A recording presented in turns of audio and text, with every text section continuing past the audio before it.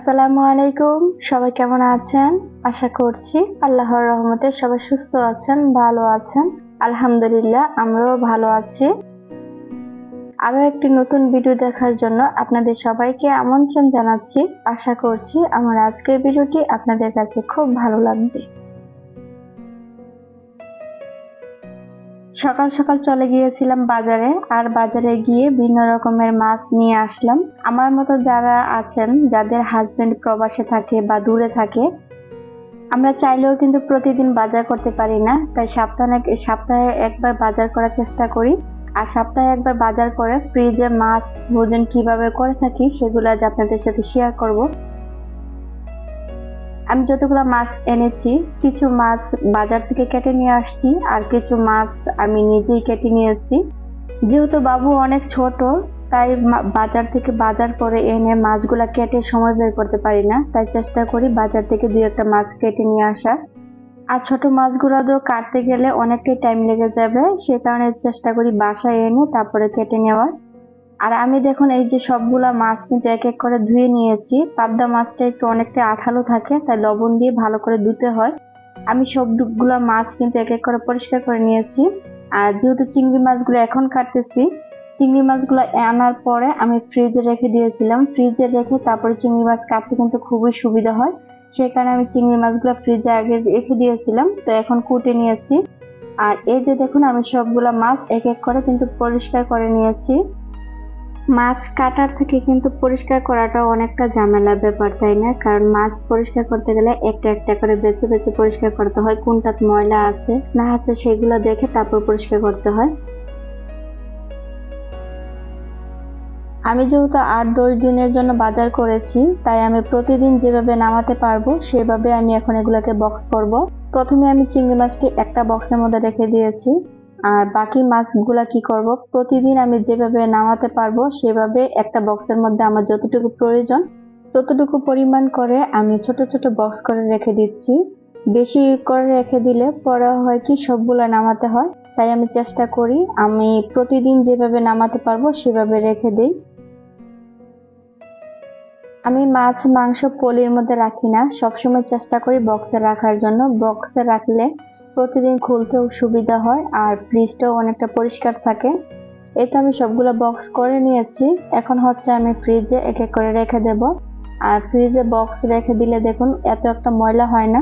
আর পলিথিনে রাখলে কিন্তু রক্তের পানি পড়ে, তারপর ফ্রিজটা আবার কিছুদিন পর পরিষ্কার করতে হয়। আর এইভাবে বক্সে করে রেখে দিলে ফ্রিজ কিন্তু কিছুদিন পর পর পরিষ্কার করতে হয় না, অনেক দিন পর্যন্ত অনেক পরিষ্কার থাকে। তো সবগুলো আমি রেখে দিয়েছি। সবগুলো ফ্রিজে রেখে চলে আসলাম আবার কিচেনে যাতে মাছের কোনো দুর্গন্ধ না থাকে, তাই সবকিছু এখন ক্লিন করে নেব। চলুন পরিষ্কার করতে করতে আমি আমার কিছু আপুদের কমেন্ট পড়ে নিই। মালিহা ব্লগস বিডি চ্যানেল থেকে আপু কমেন্ট করেছেন, আসসালামু আলাইকুম আপু, কেমন আছেন? ওয়ালাইকুম আসসালাম আপু, আমি অনেক ভালো আছি। আপনার ঘরটা যেমন সুন্দর, কি কথাও বলেন তেমন সুন্দর। আপনার কাজগুলো অনেক সুন্দর আপু, মানুষকে সবাই আল্লাহ ঠকায় না। পার্কের দৃশ্যটা সুন্দর ছিল আপু। থ্যাংক ইউ সো মাচ আপু, এত সুন্দর করে মিষ্টি করে একটা কমেন্ট করার জন্য।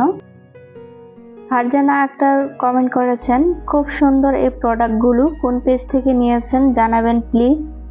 আসলে আপু আমি এগুলা নিজে অর্ডার করিনি, আমাকে অন্য একজন অর্ডার করে দিয়েছে, তাই আমি সঠিকভাবে পেজের নামটা বলতে পারতেছি না। তো এত সুন্দর একটা কমেন্ট করার জন্য অসংখ্য ধন্যবাদ আপু। আমার ভিডিওটা এই পর্যন্ত কেউ দেখছেন কিনা আমি জানি না, যদি কেউ দেখে থাকেন লাইক দিতে ভুলে যান, প্লিজ একটা লাইক দিয়ে দিবেন। আর আমার চ্যানেলে যদি কেউ নতুন হয়ে থাকে চাইলে আমার চ্যানেলটি সাবস্ক্রাইব করে রাখতে পারেন। আর পাশে থেকে বেল অল অপশনে ক্লিক করে রাখবেন, এতে করে আমি যখনই ভিডিও ছাড়বো সাথে সাথে নোটিফিকেশন পেয়ে যাবেন। আর কেউ যদি ফেসবুক থেকে দেখে থাকেন চাইলে পেজটাকে ফলো দিয়ে রাখতে পারেন। বাজার গুছিয়ে নিতে নিতেই কিন্তু দুপুরের রান্নার সময় হয়ে গিয়েছে। এখন বাচ্চারাও মাদ্রাসা থেকে চলে আসবে রুমে, তো আমার খাবারটা যেহেতু অতি তাড়াতাড়ি বানাতে হবে, কি করব সে ভেবে তারপরে এখন আজকে আমি বিরিয়ানি রান্না করে নিচ্ছি। বিরিয়ানি রান্না করতে কিন্তু বেশিক্ষণ সময় লাগে না, আর সপ্তাহে একবার কিন্তু বিরিয়ানি রান্না করলে কিন্তু ভালোই লাগে। বিরিয়ানির মাংসটা বসিয়ে দিয়েছি, আর হচ্ছে এখানে আমি চাউলগুলো ধুয়ে নিচ্ছি।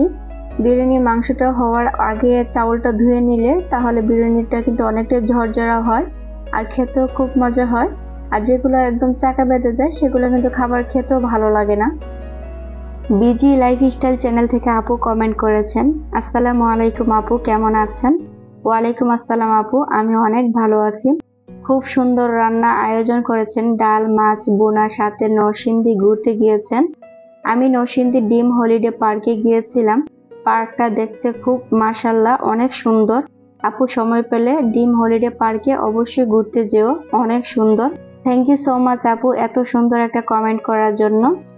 আর ডিম হলিডে পার্কে আমরা যেতাম, যেহেতু বাচ্চারা আছে তাই ডিম হলিডে পার্কে যাইনি। এটা যেহেতু এটাও অনেকটা সুন্দর, আমরা তো গিয়েছি তাই বুঝতে পেরেছি। ইনশাল্লাহ আবার চেষ্টা করব ওইটার মধ্যে যাওয়ার। আসলে আমরা কিন্তু বাসায় বসে থাকতে থাকতে একদম বোর হয়ে যায়, মাঝে মধ্যে একটু ঘুরতে গেলে কিন্তু ভালোই লাগে।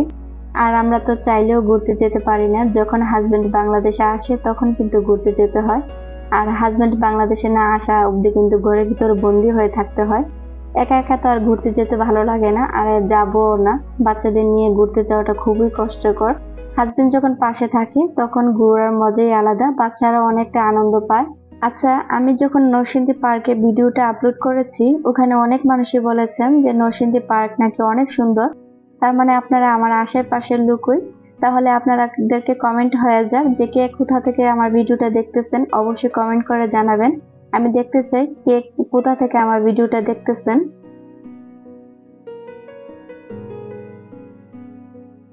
যেহেতু আমার একটা চুলার মধ্যে বিরিয়ানি রান্না করতেছি আর একটা চুলা তো খালি যাবে, তাই আরেকটা চুলাতে তরকারিটা রান্না করে নিচ্ছি। যেহেতু এখানে সময় দিচ্ছি, দোনটার মধ্যে সময় দিয়ে সময়টা শেষ করে ফেলি। এক অক্ত যদি রান্না থেকে বেঁচে যায় তাহলে তো আলহামদুলিল্লাহ। তাই সেই ভাবনা থেকে দুপুরে আমি যেহেতু বিরিয়ানি রান্না করতেছি, বিরিয়ানিটা হইতে একটু টাইম লাগবে, তাই হচ্ছে আমি তার পাশাপাশি আমি আরেকটা তরকারি রান্না করে নিচ্ছি। রুমি খান আইডি থেকে কমেন্ট করেছেন, প্রতিটি প্রোডাক্ট খুব সুন্দর, তোমার পছন্দ আছে বলতে হবে।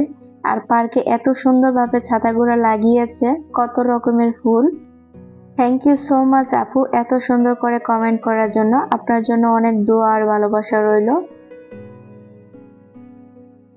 কুকিং উইথ রাজিয়া আইডি থেকে কমেন্ট করেছেন, মাশাআল্লাহ অনেক সুন্দর হয়েছে, পাবদা মাছের রেসিপি, ফ্রিজ গুছানো সুন্দর হয়েছে, সত্যি অনেক সুন্দর লাগলো পার্কটি, খুব সুন্দর ভিডিও, বাচ্চাদের জন্য ফ্রেঞ্চ ফ্রাই অনেক ভালো হয়েছে। থ্যাংক ইউ সো মাচ আপু আমার পুরো ভিডিওটা দেখে এত সুন্দর করে একটা কমেন্ট করার জন্য।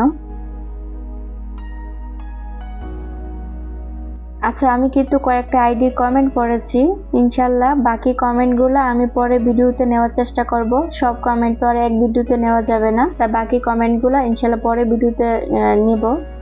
আর কেউ যদি লাইক দিতে ভুলে যান প্লিজ ভিডিওর শেষে একটা লাইক দিয়ে দিবেন। বিরিয়ানিটা দেখুন কতটা ঝরঝরা হয়েছে। অবশেষে আমার বিরিয়ানিটা রান্না হয়ে গিয়েছে আর তার সাথে কিন্তু তরকারিটাও রান্না হয়ে গিয়েছে। আজকের মতো রান্নার কাজ আমার একদম শেষ।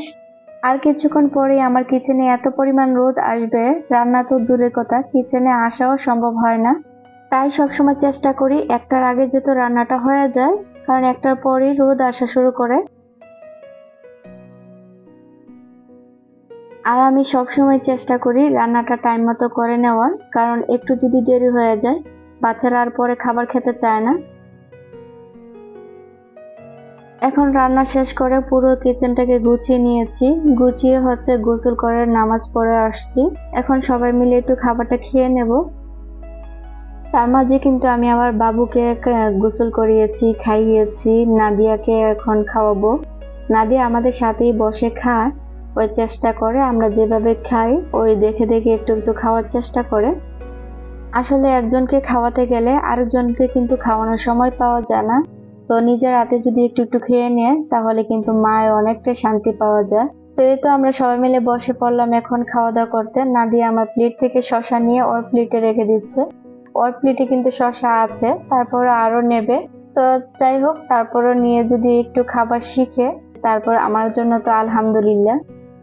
তো আজকের মতো ভিডিওটা এখানেই শেষ করে দেই। সবাই ভালো থাকবেন, সুস্থ থাকবেন, আর কেউ লাইক দিতে ভুলে গেলে প্লিজ লাইক দিয়ে দিবেন। আবার দেখা হবে নতুন কোনো ভিডিওতে। সবাই সুস্থ থাকবেন। আল্লাহ হাফেজ। আসসালামু আলাইকুম।